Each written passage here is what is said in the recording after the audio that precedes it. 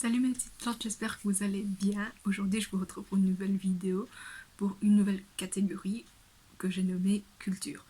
Donc dans cette catégorie je vais vous parler de quelques poids de culture vietnamienne parce que je suis vietnamienne née en Belgique. Donc pour cette première vidéo je vais vous parler du Nouvel An. Alors première chose, j'aimerais qu'on arrête de dire Nouvel An chinois parce que le Nouvel An chinois est basé sur le calendrier lunaire, donc c'est un Nouvel An lunaire. Et il n'y a pas que la Chine qui fête ce nouvel an. Il y a beaucoup de pays d'Asie qui le fêtent. Et donc pour ce plus général, j'aimerais bien qu'on dise nouvel an lunaire. Voilà, on arrête avec le terme nouvel an chinois. Parce que la Chine ne représente pas tout. Petite parenthèse faite, je vais vous parler de la préparation du nouvel an. Alors, en Occident, on a tendance à voir le réveillon, puis le nouvel an. Et en fait, au Vietnam, on le fête en plusieurs jours. Donc, le Nouvel An est une période très importante. Donc, c'est le moment de revenir de son lieu de travail, parce qu'en général, les enfants travaillent dans une autre ville, assez loin de leur ville d'origine. Donc, c'est vraiment le bon moment pour revenir rendre visite à ses parents. Alors, comment se passe la préparation? Donc, déjà, avant le Nouvel An, il y a une petite période où il est coutume de préparer le voyage des divinités de la cuisine pour que ces divinités-là puissent aller dans le palais qui se trouve dans les cieux et faire le rapport de tout ce qui s'est passé dans la maison pendant l'année. Donc, il faut acheter des fruits, il faut faire de la nourriture, il faut faire beaucoup de choses. Et en fonction des régions, des villes, des personnes, les offrandes peuvent varier. Donc, une fois que la table d'offrande est faite, il faut mettre sur l'autel, etc. L'autel se trouve dans la cuisine, donc autel c'est A-U-T-E-L, et ensuite les divinités retournent au palais et puis reviendront. Donc là il faudra préparer une autre journée d'accueil, on va dire. Donc là il faudra d'autres offrandes aussi. Donc ça on y reviendra beaucoup plus tard. Si vous voulez que je vous raconte l'histoire des divinités de la cuisine, je pourrais vous le faire aussi dans une autre vidéo. Donc laissez-le moi savoir dans les commentaires. Alors, la deuxième chose, c'est qu'il faut préparer tout ce qui est repas, etc. Nous avons traditionnellement le bantieng ou le bantat. Et en fait, bantat c'est bantieng mais pour le nouvel an en fait. Donc dans le nord ils le font sous forme de carré et dans le sud ils font sous forme de rouleau. Troisième chose, acheter des fleurs. Donc dans le sud on utilise des fleurs d'abricotier, dans le nord des fleurs de pêcher. Aussi un arbre qui s'appelle le kumquat et il faut aussi le décorer, donc voilà. Donc de nouveau ça dépend des personnes, ça dépend des moyens de chacun. Tout le monde ne fait pas le nouvel an de la même manière et tout le monde ne suit pas les mêmes étapes. Ensuite il faudrait préparer le plateau pour les offrandes. Donc le plateau est composé de 5 fruits. 5 parce que c'est un nombre qui représente les 5 piliers, on va dire, du bouddhisme, qui représentent les 5 valeurs, les 5 choses essentielles dans une vie. Donc je vous laisse un petit schéma quelque part ici. Donc voilà. Les 5 racines du bouddhisme sont, donc je vous les lis parce que je ne connais pas par cœur, il y a la foi, la volonté de persévérer, la racine de la pleine conscience, donc il faut se souvenir. Il y a aussi la racine de la concentration qui fait que l'esprit ne soit pas pour désordre, la sagesse, qui est aussi appelée perspicacité. Alors dans le nord, il arrive aussi que les 5 fruits soient symbolisés par les 5 éléments, donc le feu, le métal, l'eau, la terre et le bois. Les 5 fruits ont des couleurs et ces couleurs-là peuvent représenter des choses également. Donc il y a des fruits à éviter comme par exemple les bananes ou les poires, les mandarines. Donc en fait c'est avec un jeu de mots. Enfin, ces fruits-là, si on les prononce d'une certaine manière et si on met d'autres accents, ça peut sortir des mots moins chanceux. Donc ce qui fait qu'on les évite.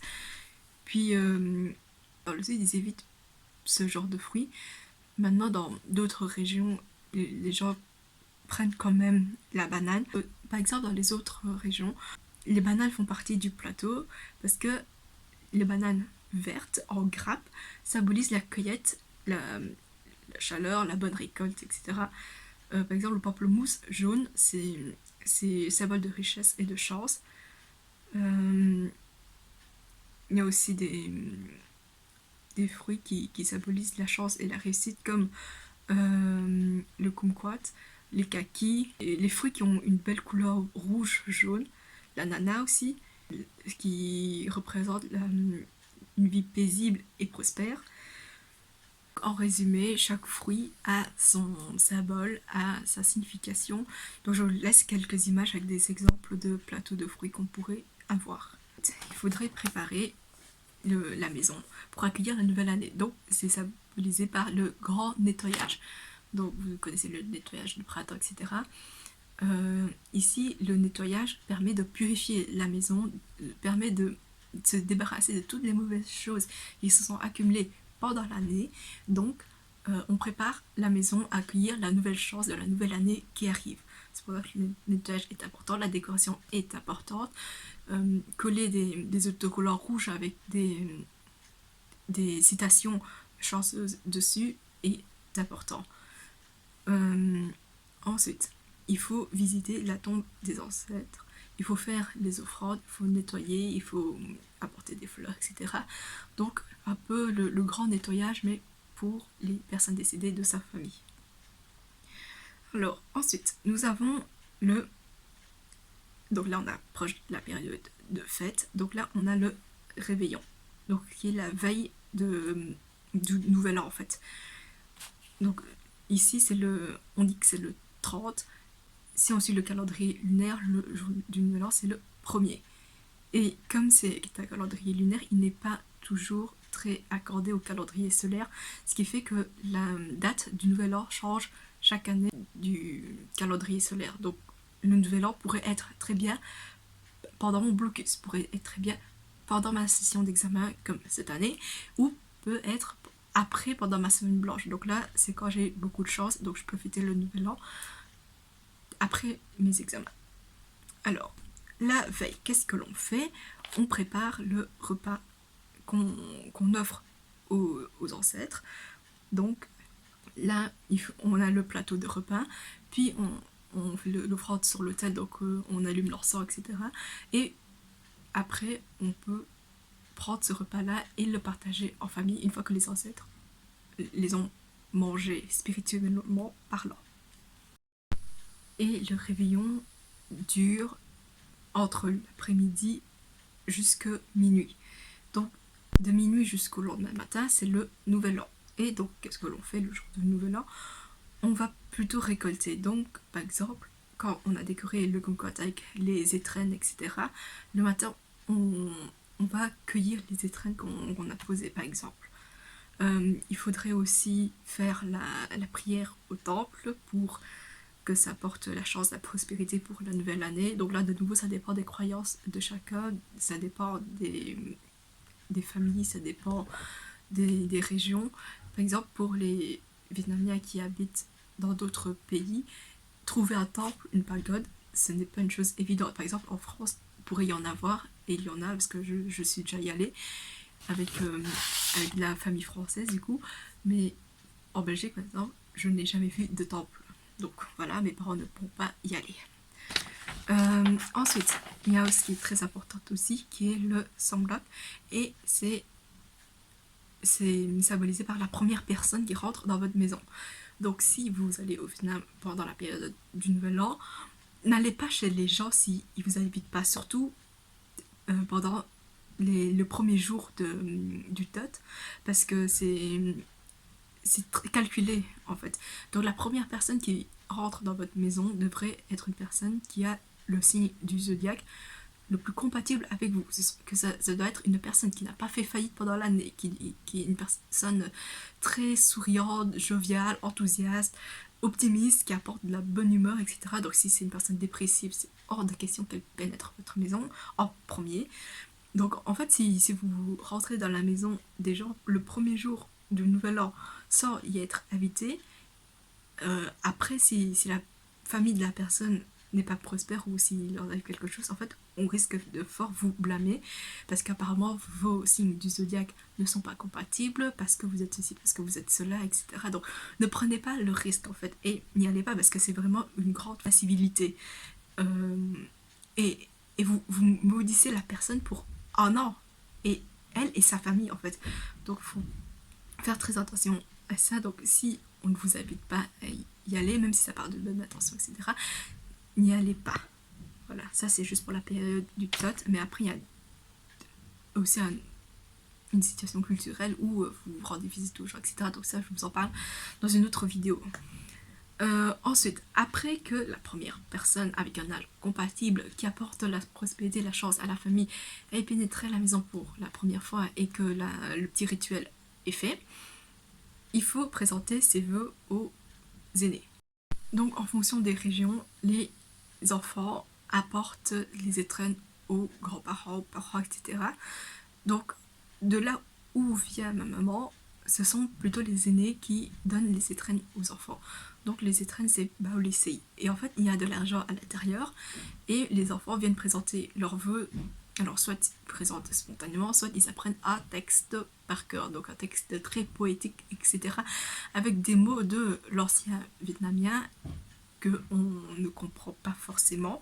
Et ensuite, ils reçoivent les traînes à deux mains et bon, de nouveau, vous évitez de ouvrir les traînes pour regarder ce qu'il y a dedans, combien il y en a, etc. Donc voilà. Mais on reçoit les traînes à deux mains et c'est tout. Dans certaines régions où par exemple où via les parents de mon papa, en fait les enfants doivent préparer quand même une étrenne pour les grandes personnes, les aînés de la famille, etc. Donc moi par exemple je suis à un âge où je reçois des étrennes des aînés de ma famille, mais en même temps j'ai des nièces, des neveux, etc. Donc si eux viennent me souhaiter la bonne année et que je n'ai pas d'étrennes à donner, c'est vraiment très bizarre. Donc voilà. Ensuite, il va falloir faire le fameux pèlerinage. En fait, ce n'est pas un pèlerinage de plusieurs jours, c'est plus un petit voyage, une petite expédition de normalement un jour. En fait, c'est le Sukhan. Et Sukhan, ça veut dire que vous devez regarder le jour. Et ça, c'est calculé en fonction de votre signe du zodiaque. Donc quand je dis signe du zodiaque, ce n'est pas les 12 signes où vous avez poisson, cancer, verseau, etc. En fait, ce sont les 12 signes du calendrier asiatique. Petite parenthèse, cette année, c'est l'année du lapin en Chine et du chat au Vietnam. Donc je ne sais pas pourquoi le chat et le lapin ont été différents sur ce calendrier-là, alors que les 11 autres animaux sont exactement pareils. Donc voilà. De nouveau ici ça dépend des croyances, etc. Il y a des familles qui prennent vraiment ça au sérieux, puis il y en a où bah voilà, c'est juste une journée comme une autre et pas besoin de faire votre petit pèlerinage. Donc ici il faut regarder le bon jour. On évite de partir le 5e jour parce que le 5e jour ça porte malheur ou je sais pas trop quoi, mais il faudrait éviter de partir. Donc il faut garder le bon jour et la bonne direction, la bonne heure, etc. Donc je vous laisse un petit article si vous êtes intéressé et vous voulez calculer ça. Donc après les heures sont dites, par exemple les heures du lapin, les heures du chat, les heures du chien, du dragon. Donc ça faudrait voir sur internet la traduction, l'équivalence en chiffres. Ensuite, niveau de l'habillement. Alors en général, pour le nouvel an, on a une nouvelle tenue. Les enfants sont contents parce qu'ils ont une nouvelle tenue. Porter une vieille tenue ne porte pas chance. En fait, il faut que ce soit une nouvelle tenue. En fait, il faut que tout soit vraiment nouveau. Donc, on évite le noir et le blanc. On privilège le jaune, le bleu et le rouge, qui sont des couleurs de fortune, de richesse, de chance, etc. Alors, tout ce qui concerne les superstitions. Le premier jour, le 4e jour et le 5e jour, on évite d'aller chez le côté maternel, donc de la famille de la maman. Il faut y aller seulement le 2 ou le 3. Voilà, je sais pas pourquoi c'est culturel, mais personnellement, je n'ai pas des personnes dans mon entourage qui respectent cette période-là, en fait. Mais après, je sais que dans d'autres familles ailleurs dans le monde sont vraiment très à cheval sur les règles, etc. Donc voilà. Après, il y a aussi la croyance populaire qui pense que si vous croisez un homme en premier, c'est d'une forme de chance, et si vous croisez une femme en premier, c'est plutôt lourd, c'est porteur de malchance, etc. Mais les cultures ont évolué, l'égalité a évolué, et ce qui fait que maintenant on a plus tendance à dire, enfin si on n'est pas archaïque en tout cas, on a plus tendance à dire que croiser une personne enthousiaste et extravertie est plus favorable, voilà, que ce soit homme ou femme, du moment que ce soit une personne qui est de bonne humeur. Voilà, donc on évite quand même fort les personnes dépressives ce jour-là.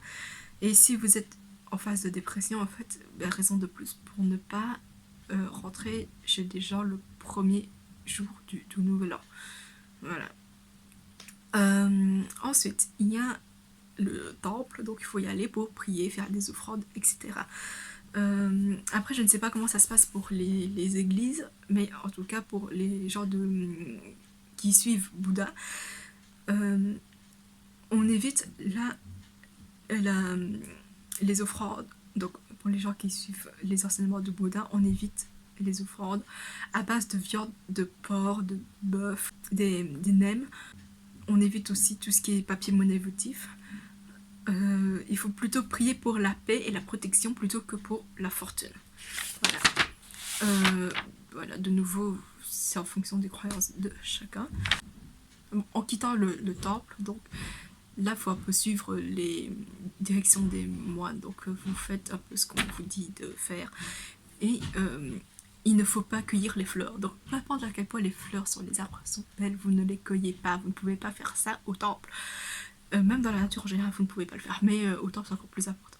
Ensuite, vous pouvez, si le temple vous le permet, de prendre des étrennes qui sont accrochées aux arbres en décoration, etc. Donc voilà. Ensuite, maintenant, tout ce qui est un peu chose à éviter, superstition et tout, il y en a vraiment beaucoup. Par exemple, il ne faut pas pleurer le jour du nouvel an parce que ça signifie que vous allez pleurer pour le reste de l'année. Vous aurez une année triste. Donc les enfants, on essaye souvent d'être un peu plus laxiste envers eux le jour du nouvel an. Il ne faut pas les gronder, il ne faut pas parler à haute voix, il ne faut pas les brusquer, etc. Voilà, parce qu'on ne veut pas les faire pleurer déjà le nouvel an.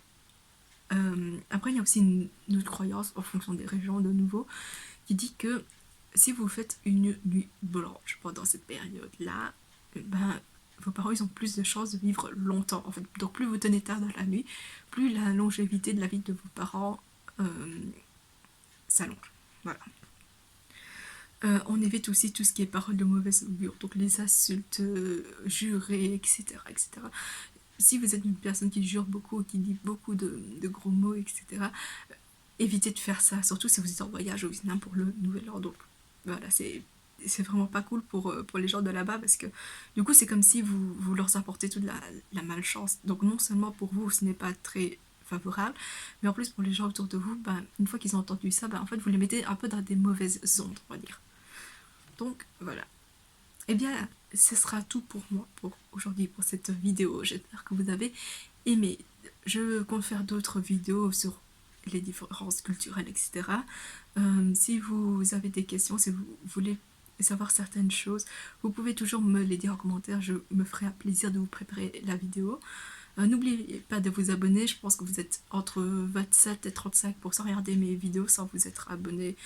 Donc abonnez-vous s'il vous plaît.